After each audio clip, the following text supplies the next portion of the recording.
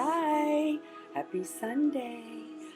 I know I haven't been around for a little bit, but I've been handling some things, in life and processing life as it happens. So, seems to be the number one purpose, I guess, principle God wants to make sure permeates inside of me is humility. And so, He's kind of asked me to be forthcoming and honest and candid about what's happening as far as my health. And so that's what I'm going to do.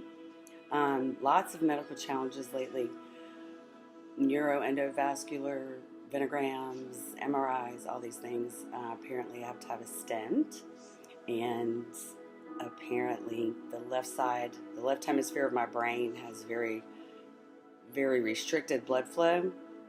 If you know me well, you know that makes perfect sense. So at least there's a reason for that, because I totally thought that I'd lost some of my intelligence. Thank God that's not the case. Not at all excited about having metal in my body. Of course, now I have metal in my body anyway, because they put a device in my leg, in the artery, the femoral artery, without asking. It just kind of told me after the fact, which was kind of crappy, but whatever. I guess since I have to have a stent anyway, what's the point, right? I knew that I had to have a biopsy after an ultrasound.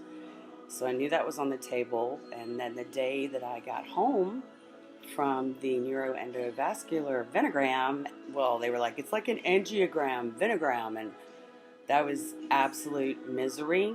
Never, ever, ever, ever want to do that again. But that was like super painful. It was ridiculous. Really, really super. You just want to, kick people. And really, it was bad. So thank God when they put the stent in, I'll be under. So that's coming up towards the end of the month. And when I got home from that and just got comfortable, laid down in bed, I got a message on my chart that said, "Oh, your PEP came back. Guess what? Gotta do another biopsy." And I'm like, okay, all right, cool. So the reality is that I've had lots and lots of medical challenges for a very long time and just haven't, advertised it. I was diagnosed with fibromyalgia, chronic fatigue, and pseudotumor cerebri, which is also otherwise known as idiopathic intracranial hypertension. And by a miracle, I mean literally an act of God, because of the gerbil wheel I had to run through for a year, because at the time it was so rare. I almost went blind, but of course God was there, so I could see you. And but it's it's a condition that you live with, and it has to be balanced. So, and I don't know if you have that much of an understanding, like from like physiological, psychological, like personality, behavioral science and stuff, you can probably tell that I am ADD for sure, which is common with high intelligence. So thank God for that. Now at least all of this makes sense. But I don't broadcast all this stuff, and that's just portions of stuff. It's like all the major stuff that I can think of right now, and I don't want anybody to think this isn't about pity or sympathy. It's about humility, and it's about being honest. I've always tried very hard, especially in the last 20 years, I guess, to be exceptionally brutally honest about myself, if I can be, because it doesn't help me or those around me if I'm in denial or I'm not accepting responsibility for my choices or actions, which I do, and that spreads over a long period of time in many different ways. But it's the reality that I still trust God, that no matter what happens, I'm not going anywhere, because I know He has plans for me, and He is not done with me yet. So regardless of these trials or more that may or may not come, it's totally irrelevant because He is God. He does not lie. And He is the author and finisher of our faith.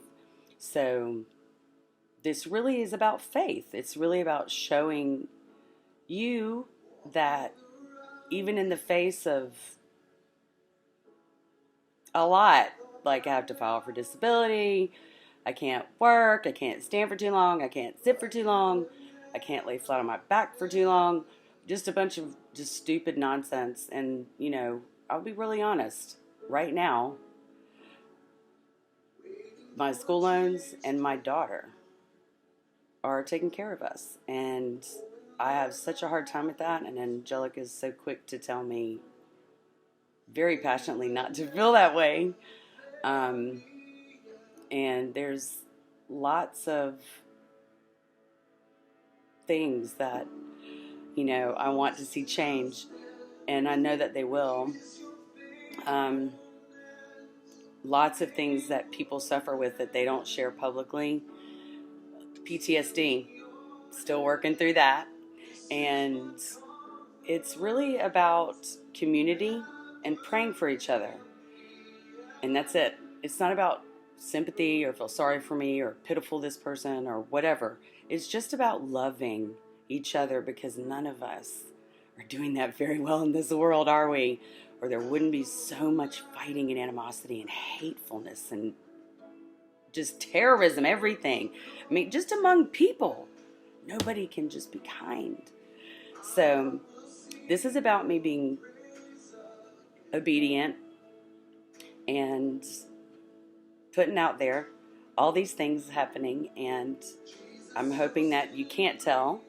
I'm hoping that you never would think that all of these things are going on, because that's always my goal, is to smile and carry this within me and let it out at home and in prayer or with my leaders at church or my prayer groups, but not, out there. So if you have any prayer requests, please let us know. We'll be more than glad to keep you in prayer on our prayer list, our little prayer jar. So we're here, and let's all just try to love each other a little more. And I will share whatever else the Lord tells me to share. And I hope everyone has a very blessed and wonderful Sunday.